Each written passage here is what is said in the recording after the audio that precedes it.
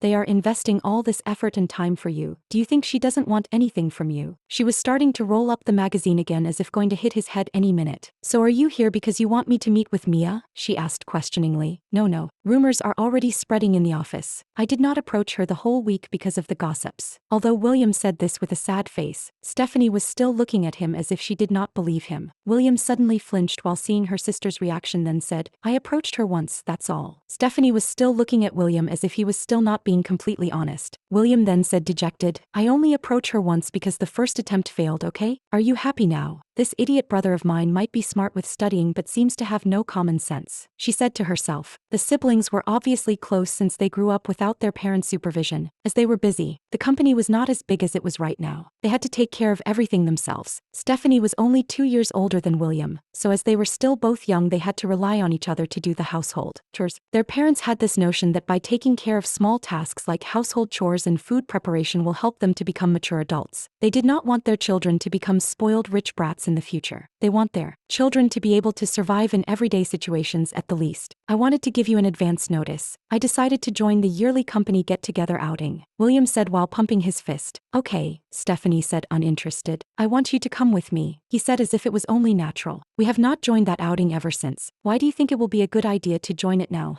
Stephanie looked at me as if mocking my suggestion. I already made preparations and you're a shareholder in the company, so it's your responsibility to come, he said as if this justifies everything. You speaking like that make me even more doubtful. You have a hidden agenda, that's why you're all gung-ho about this outing. She gave one last sigh as if admitting defeat when she saw William doing puppy dog eye look. Fine, I'll go. And stop looking at me like that, it's disgusting. I bet the people who know you will look at you differently when they hear you talk like that, William said teasingly to his sister. As if you're one to speak, Hadot. This is just a normal conversation the siblings would have when they are together. So what is this great plan you are talking about? Stephanie asked, although she did not want to show it, she was still curious. This year we are going to the beach, so I decide the room arrangements for the hotel. William is saying, that is so cliche. So you're saying that you will put her in the room across from your room so that you will have the chance encounter every day. Stephanie said mockingly, close but no cigar. I'll put you close to her room so you can straighten things up. He gave a thumbs up as if the results will be successful. Stephanie face palmed as she heard this idea. Do you want me to end up together with her or what? So you want me to become the bridge?